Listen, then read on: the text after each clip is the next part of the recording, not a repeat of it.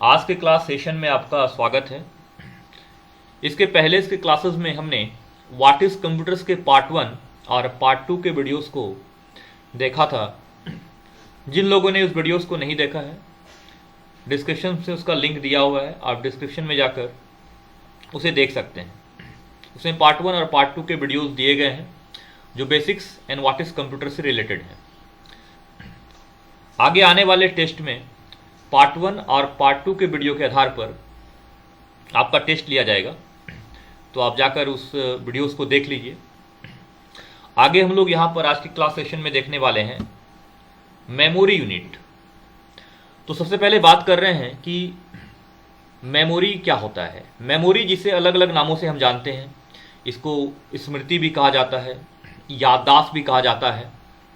तो एक तरह से अगर हम लोग मेमोरी को देखें तो ये एक एसेंशियल कंपोनेंट्स होता है किसी भी कंप्यूटर्स का।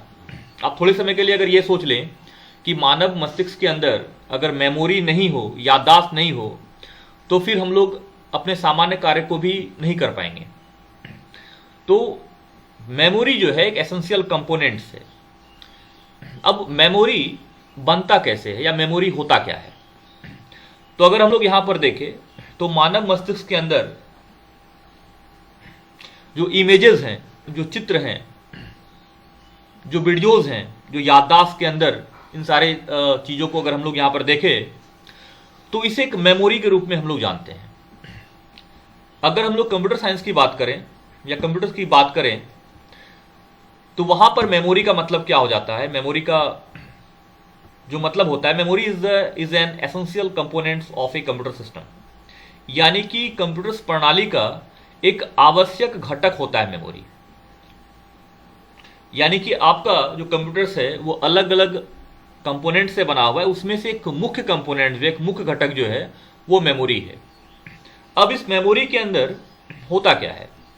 तो देखिए, मेमोरी के अंदर इमेजेस होता है यानी कि चित्र होता है, इसके अंदर वीडियोस होता है यानी कि चलचित्र होता है, इसी तरह से इसके अंदर ऑडियो होता है। मेमोरी में ऑडियो भी होता है, इसी के अंदर टेक्स्ट भी होता है, यानी कि ABCD 1 2 3 4 ये सभी इसी के अंदर होता है।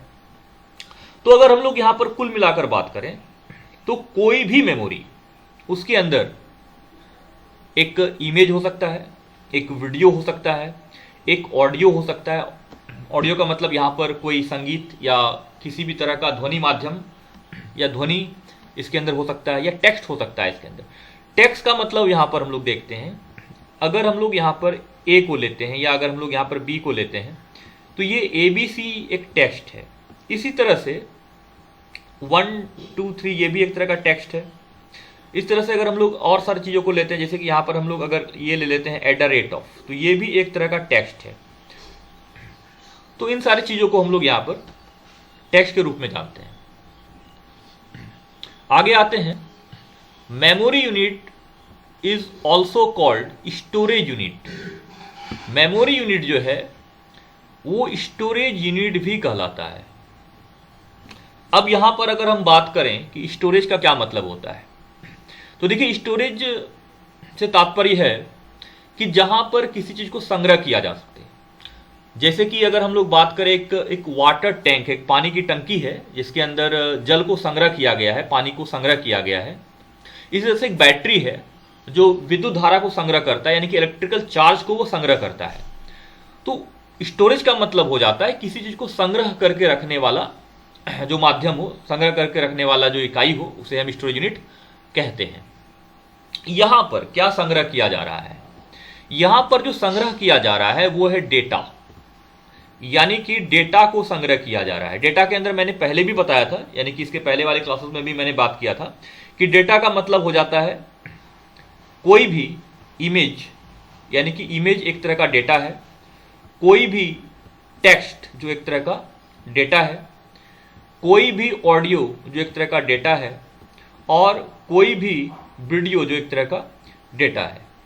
यानी कि अगर हम संग्राहक इकाई की बात करें, स्टोरेज यूनिट की बात करें, तो स्टोरेज के अंदर हम कोई भी ऑडियो, वीडियो, टेक्स्ट इसे संग्रह कर सकते हैं, रख सकते हैं। इसके आगे यहां पर हम देख रहे हैं कि यह डाटा, सूचना और निर्देशों का संग्रह करता है, यानी कि it's storage data, informations and instructions. तो डेटा के बारे में हमने जानकारी ले लिया कि डेटा क्या होता है, इंफॉर्मेशंस के बारे में जानते हैं। देखिए, कोई भी डेटा जो किसी भी तरह से सूचना प्रदान कर रहा हो वो एक इंफॉर्मेशन बन जाता है, और इस इंफॉर्मेशंस को भी इस मेमोरी यूनिट के अंदर होल्ड करके रखा जाता है, स्टोरेज करके रखा जाता है। और इस तरह से कंप्यूटर्स को मिलने वाले निर्देश भी एक तरह के मेमोरी में जाकर सेव हो जाते हैं। इसके पहले हमने देखा था, यानी कि पिछले क्लासेस में हमने देखा था कि किस तरह से इनपुट यूनिट के द्वारा 2+2 को 2 और 2 जोड़ 2 को संग्रह किया जा रहा है रजिस्टर और कैच मेमोरी के अंदर। तो यहां पर इंस्ट्रक्शंस जो है वो 2+2 को संग्रह किया जा रहा है, कहां पर, रजिस्टर या कैच मेमोरी के अंदर। ये हमने पहले क्लासेस में देख लिया था चीजों को। तो कहने का ये मतलब है कि स्टोरेज यूनिट के अंदर, मेमोरी के अंदर क्या होता है, मेमोरी के अंदर डाटा, इंफॉर्मेशन और इंस्ट्रक्शंस, इन सारे चीजों का संग्रह होता है। उदाहरण अगर हम लोग यहां पर देख ले तो रैम और रोम। रैम जो है, जो टेम्पोररी कुछ समय के लिए संग्रह करता है।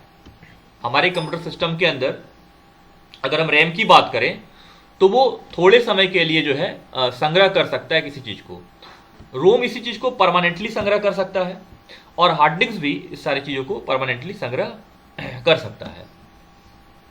तो यहां पर मैं आपको दिखाता हूं कि रैम किस तरह का होता है, रोम किस तरह का होता है।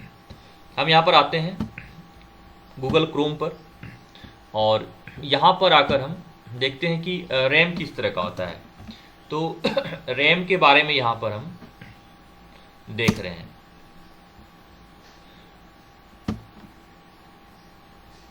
देखिए, यहां पर चित्र में दिखाया गया है, ये एक रैम है, यहां पर एक रैम है, यहां पर भी एक हमारा रैम है, ठीक है।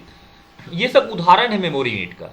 ये कहां पे लगा होता है, ये लैपटॉप के लिए छोटा सा रैम है, तो लैपटॉप में ऑब्वियसली हमारा लगा होगा, और ये साइज में थोड़ा सा इंक्रीज होता है, इसको हम लोग डेस्कटॉप में यूज करते हैं, यानी कि लैपटॉप में यूज होता है, डेस्कटॉप में यूज होता है।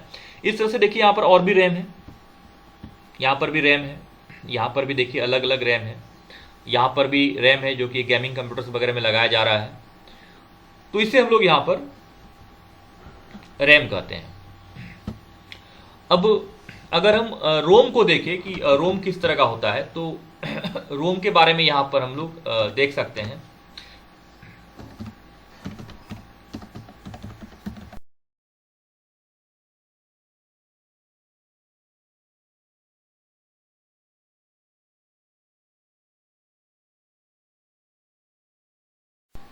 रोम का मतलब होता है रीड ऑनली मेमोरी।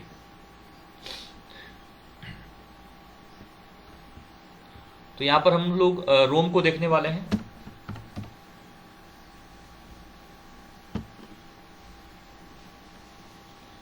देखिएगा, एक टाइपिकल रोम यहां पर है, इस तरह से देखिएगा, यहां पर एक रोम यहां पर दिख रहा है, ये भी एक रोम है, और यहां पर भी देखिए कुछ रोम है। इस तरह के चिप्स को हम लोग यहाँ पर रोम बोलते हैं, और इसे हार्ड डिस्क कहा जाता है। यहाँ पर ये जो दिख रहा है, ये हमारा क्या है, एक हार्ड डिस्क है। चले आते हैं हम अपने टॉपिक्स पर। तो एग्जाम्पल यहाँ पर अगर हम लोगों ने यहाँ पर देखा कि example of a memory unit is called RAM, ROM and hard disk, यानी कि रैम जो है और रोम जो है और हार्ड डिस्क जो है, ये मेमोरी यूनिट का एक उदाहरण है। आगे हम लोग आते हैं नेक्स्ट स्लाइड पर। यहां पर हम लोग देखते हैं, देखिए एक मेमोरी यूनिट का जो है वो मुख्यतः दो भाग होता है। यानी कि अगर एक हम मेमोरी यूनिट की बात करें तो मेमोरी यूनिट दो तरह का होता है, एक जिसे हम प्राइमरी मेमोरी कहते हैं और एक जिसे हम सेकेंडरी मेमोरी कहते हैं। अब ये प्राइमरी मेमोरी क्या होता है, सेकेंडरी मेमोरी क्या होता है, तो थोड़ा सा हम लोग जानते हैं यहां पर कि प्राइम का मतलब हो जाता है प्राथमिक मेमोरी और सेकेंडरी का मतलब हो जाता है द्वितीयक मेमोरी। तो आप लोगों ने यहां पर कुछ शब्द सुना भी होगा कि प्राइम वर्ड से ही बना है प्राइमरी स्कूल या प्राइमरी एड, यानी कि प्राथमिक चिकित्सा। तो हम लोग यहां पर अगर किसी भी चीज को प्राथमिक रूप से देखते हैं तो वह या तो प्राथमिक स्कूल के रूप में हम लोग वहां पर देखते हैं, जहां पर कुछ बेसिक्स लेसन्स को पढ़ाया जाता है, जैसे कि ABCD कुछ इस तरह की जानकारी को हम लोग यहाँ पर प्राइमरी स्कूल में जाकर लेते हैं। तो प्राइमरी का मतलब हो जाता है जो एकदम स्टार्टिंग का हो, जो एकदम अर्ली फेज का हो, शुरुआती क्षणों का हो, उसे हम लोग क्या बोलते हैं, प्राइमरी बोलते हैं। अब आप खुद कल्पना यहां पर करें कि अगर आपने प्राइमरी स्कूल को नहीं पढ़ा तो आप सेकेंडरी स्कूल में तो नहीं जा सकते। यानी कि वो व्यक्ति जो प्राइमरी स्कूल को पास कर लिया, जिन्होंने प्राइमरी स्कूल की परीक्षा दे दी, वो सेकेंडरी स्कूल में जा सकता है। यानी कि primary is the basic things. बिना प्राइमरी के सेकेंडरी में जाने का कोई उपाय नहीं है। अब यहां अगर हम बात करें कि प्राइमरी का क्या मतलब होता है, तो हम लोग यहां पर देखते हैं कि प्राइमरी मेमोरी जो है वो 3 तरह का होता है। एक तो यहां पर रैम, दूसरा रोम, और तीसरा जिसे हम रजिस्टर या कैच मेमोरी बोलते हैं। इसके बारे में हम लोगों ने पहले चैप्टर में, यानी कि व्हाट इज कंप्यूटर में, इसकी चर्चा हम लोगों ने पहले यहां पर करी है। तो आप इसके बारे में वहां पर जाकर देख सकते हैं रजिस्टर और कैच मेमोरी क्या होता है। फिर से मैं इसको थोड़ा डिस्कशन कर दूंगा। अभी आप यहां पर देख सकते हैं कि बिना रैम का और बिना रोम का और बिना रजिस्टर और कैच मेमोरी का इस कंप्यूटर्स को नहीं चलाया जा सकता है। तो प्रश्न ये उठता है कि प्राइमरी मेमोरी के अंदर अगर आपके कंप्यूटर्स में रैम नहीं हो, रोम नहीं हो या रजिस्टर या कैच मेमोरी नहीं हो, तो आपका कंप्यूटर नहीं चलेगा, इसे चलाया नहीं जा सकता है। उसी तरह से अगर हम यहां पर बात करें कि एक कंप्यूटर सेकेंडरी मेमोरी के बिना चल सकता है, हां चल सकता है। सेकेंडरी मेमोरी अगर आपके कंप्यूटर में नहीं भी है फिर भी आपका कंप्यूटर चल सकता है, लेकिन प्राइमरी मेमोरी अगर आपके कंप्यूटर्स में नहीं है तो ये कंप्यूटर चलेगा नहीं। तो थोड़ा सा जानकारी यहां पर हम लेते हैं प्राइमरी मेमोरी में रैम के बारे में। और इसके पहले हम लोगों ने तस्वीरों में रैम को देखा है, रैम किस तरह का होता है। तो इसके बारे में थोड़ा जानकारी हम लोग लेते हैं रैम के विषय में। देखिए, इसका जो पूरा नाम होता है वो है रैंडम एक्सेस मेमोरी। इसका फुल फॉर्म है रैंडम एक्सेस मेमोरी। आप लोग इसका नोट्स भी बना सकते हैं। रैंडम एक्सेस मेमोरी को ही हम लोग मेन मेमोरी कहते हैं। यहां पर देखिए काफी इंपॉर्टेंट चीज यहां पर आ रहा है कि रैंडम एक्सेस मेमोरी यानी कि रैम को ही मेन मेमोरी भी कहा जाता है। यानी कि रैम का ही दूसरा नाम क्या है, मेन मेमोरी है। और इसी को वॉलेटाइल मेमोरी भी कहा जाता है। यानी कि रैम का ही एक नाम मेन मेमोरी है और इसका एक नाम एक वॉलेटाइल मेमोरी है। तो थोड़ा सा जानते हैं कि मेन मेमोरी और वॉलेटाइल मेमोरी ये सब है क्या। मैंने पहले ही बताया कि कोई भी कंप्यूटर मेमोरी के बिना काम नहीं कर सकता है, मेमोरी के बिना इंसान भी काम नहीं कर सकता है। अगर कुछ समय के लिए शॉर्ट टाइम मेमोरी लॉस अगर हो जाता है तो हम लोग एक सामान्य कार्य को भी नहीं कर सकते अपने लाइफ में। तो इसी तरह से हमारा जो कंप्यूटर्स है वो बिना मेमोरी के काम नहीं कर सकता, यह संभव है। तो यहां पर मेमोरी यूनिट के अंदर जो रैम है वो मेन मेमोरी होता है, यानी कि मुख्य मेमोरी होता है। मेन का मतलब हो जाता है मुख्य, जिसके बिना कार्य नहीं किया जा सकता है। रैम को आप कंप्यूटर सिस्टम से बाहर निकाल लीजिए तो वो कार्य नहीं करेगा। अभी यहां पर हम लोग जो वीडियोस देख रहे हैं ये वीडियोस भी रैम के ऊपर ही रिकॉर्ड हो रहा है। अगर इस कंप्यूटर से रैम निकाल दिया जाए तो ये वीडियो रिकॉर्ड नहीं हो सकता है। इसी तरह से हम लोग जो भी दृश्य देख पा रहे हैं, जो इमेज देख पा रहे हैं, जो टेक्स्ट देख पा रहे हैं, वो सब रैम पर ही रिकॉर्ड है, लेकिन ये टेम्पोररी रूप से रिकॉर्ड है। इसीलिए यहां पर एक वर्ड आ रहा है हमारा वॉलेटाइल, जो परिवर्तनशील है, जो बार बार बदल रहा है। जिसमें चेंजिंग आ रही है। वॉलेटाइल मतलब जिसमें चेंजिंग आ रही है, जो परिवर्तित हो रहा है बार बार। तो कोई भी चीज जो परिवर्तित हो रहा है उसका क्या कारण है? तो मैं यहां पर एक एग्जांपल दे रहा हूं आपको कि हम लोग रैम को वॉलेटाइल क्यों कहते हैं। इसको ध्यान से समझिएगा। मान लीजिए आपने नोटपैड ओपन किया या वर्डपैड ओपन किया और वहां पर आप कुछ टाइपिंग कर रहे हैं। जैसे ही आप वहां पर कुछ टाइप करते हैं तो टाइप करने के बाद जो लेटर्स वहां पर आता है वो सारा का सारा लेटर्स अभी रैम के ऊपर लोड है। यानी कि आपने वर्डपैड ओपन किया, वर्डपैड ओपन करने के बाद आपने टाइपिंग स्टार्ट किया। वो टाइपिंग कहां पर हो रहा है? स्टोर। वो टाइपिंग जो स्टोर हो रहा है वो रैम पे स्टोर हो रहा है। अब रैम पर जैसे ही वो टाइपिंग हमारा स्टोर हुआ और उसी समय हमने अपने सिस्टम्स को बंद कर दिया और फिर से जैसे ही अगले बार हमने अपने सिस्टम्स को स्टार्ट किया, हमारा जो डेटा था जो उस वर्डपैड पर था, जो हमने टाइपिंग किया था, वो वहां से गायब हो गया, वो नहीं दिख रहा है वहां पर। इसका मतलब यह है कि जो डेटा रैम पर था, जो टाइपिंग हमने वर्डपैड पर किया था, वो रैम के बंद होते ही, जैसे ही रैम के अंदर से लाइट चला गया, जैसे ही रैम के अंदर से पावर लॉस हो गया, जैसे ही आपका कंप्यूटर बंद हो गया, वो डाटा वहां से गायब हो गया। यानी कि वो डाटा में परिवर्तन आ गया। अब वो डाटा वहां पर अवेलेबल नहीं है। यानी कि रैम उसी समय तक काम कर सकता है जब तक उसके अंदर पावर है। अगर उसका पावर लॉस हो जाए, अगर हमारा कंप्यूटर बंद हो जाए, तो रैम पर जो भी कार्य किया जा रहा है वो सारा कार्य जो है वो क्या हो जाएगा? लॉस हो जाएगा। ठीक है। तो आगे हम लोग यहां पर रैम के विषय में चर्चा करेंगे। इसके पहले यहां पर हम लोग प्राइमरी मेमोरी और सेकेंडरी मेमोरी के बारे में यहां पर कुछ हम लोग जानकारी यहां पर लेते हैं कि प्राइमरी सेकेंडरी से कैसे अलग है, या प्राइमरी सेकेंडरी में बेसिकली क्या क्या अंतर होता है।